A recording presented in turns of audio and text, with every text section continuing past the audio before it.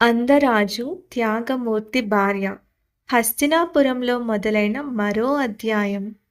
ధృతరాష్ట్రుడు పాండు జన్మించిన తరువాత హస్తినాపురంలో ఆశతో పాటు ఆందోళన కూడా మొదలైంది.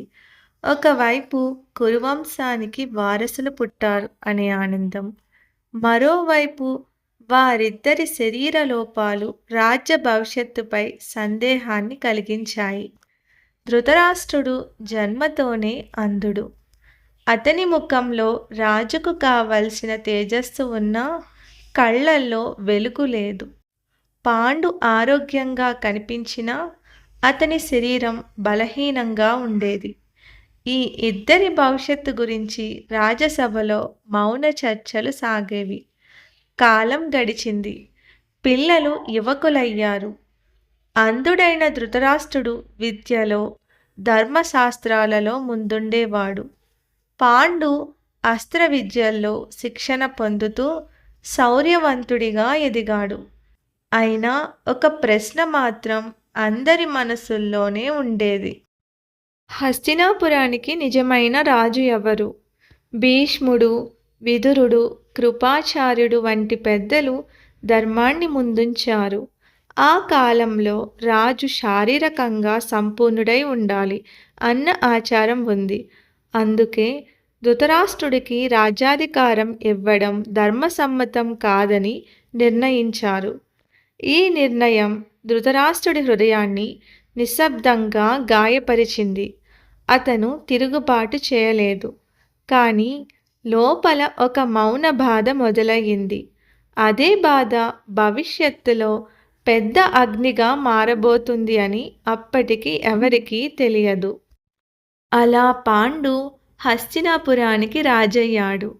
రాజుగా బాధ్యతలు చేపట్టిన పాండు తన లోపాన్ని జయించేందుకు ప్రయత్నించాడు. అతను యుద్ధాల్లో పాల్గొన్నాడు. దేశాలు జయించాడు.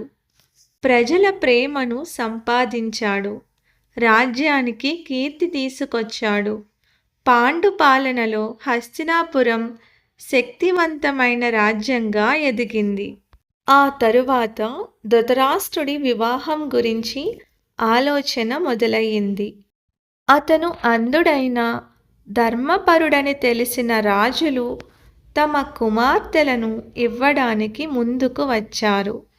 అలా గాంధార రాజు సుబలుని కుమార్తె గాంధారి ధృతరాష్ట్రుడికి వధువుగా నిర్ణయించబడింది.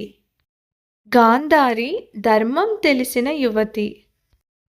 ధృతరాష్ట్రుడు అంధుడని తెలిసిన వెంటనే ఆమె ఒక అద్భుతమైన నిర్ణయం తీసుకుంది. నా భర్త ఏ వెలుగులో లేడో నేను కూడా అదే వెలుగులో జీవిస్తాను అని నిర్ణయం తీసుకుంది. వివాహం రోజే ఆమె తన కళ్ళకు బట్ట కట్టుకుంది. జీవితాంతం ఆ కట్టు అస్సలా తీసుకోలేదు, అలాగే ఉంచుకుంది. ఇది కేవలం త్యాగం కాదు, అది ఆమె చేసిన ధర్మ ప్రతిజ్ఞ. హస్తినాపురం మొత్తం గాంధారి త్యాగానికి తలవంచింది.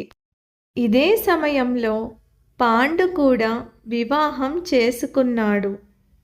అతను కుంతిని వివాహం చేసుకున్నాడు. ఇక్కడే ఒకటి గుర్తుపెట్టుకోండి, పాండవుల తల్లి కుంతీదేవి. కుంతి చిన్నప్పుడే ఒక మహర్షి సేవ చేసి ఒక వరం పొందింది. ఏ దేవతనైనా పిలిచి సంతానం పొందే శక్తి. కానీ ఆ వరం ఇప్పటికీ రహస్యంగానే ఉంది. పాండు తరువాత మాద్రిని కూడా వివాహం చేసుకున్నాడు. ఇద్దరు భార్యలతో రాజ్యాన్ని పాలిస్తున్న పాండు జీవితం సాఫీగా సాగుతున్నట్టు కనిపించింది. కానీ విధి తన పథకాన్ని సిద్ధం చేసుకుంది. ఒకరోజు వేటకు వెళ్ళిన పాండు అడవిలో ఉన్న ఒక ఋషి దంపతులను పొరపాటున బాణంతో గాయపరిచాడు. ఆ ఋషి తన మరణానికి ముందు పాండును శపించాడు. నీవు భార్యలతో సమీపానికి వెళ్తే ఆ క్షణంలోనే మరణిస్తావు. ఈ శాపం పాండు జీవితాన్ని పూర్తిగా మార్చేసింది. అతను రాజ్యాన్ని వదిలి అడవులకు వెళ్ళిపోయాడు. రాజ్యభారం మళ్ళీ ధృతరాష్ట్రుడి మీద పడింది. అధికారికంగా రాజు కాకపోయినా అతనే హస్తినాపురాన్ని పాలించసాగాడు. ఇక్కడే మహాభారత కథ మరో లోతైన మలుపు తిరుగుతుంది. అందరాజు ధృతరాష్ట్రుడు, త్యాగమూర్తి గాంధారి, శాపగ్రస్తుడైన పాండు, రహస్యవరం కలిగిన కుంతి ఇవన్నీ కలిసి రాబోయే మహాయుద్ధానికి పునాది వేశాయి. ఇది ఎపిసోడ్ 6. వచ్చే ఎపిసోడ్లో పాండు అడవి జీవితం, కుంతివరం రహస్యం, పాండవుల జననం ఎలా జరిగింది అన్నీ చాలా ఆసక్తికరంగా తెలుసుకుందాం. ఇది ఎపిసోడ్ 6. వచ్చే ఎపిసోడ్లో కథ మరింత ఉత్కంఠభరితంగా మారుతుంది. ఇది అంతం కాదు, మహాభారతం నిజంగా ఇప్పుడు మొదలవుతుంది. అప్పటి వరకు నమస్కారం. జై శ్రీకృష్ణ.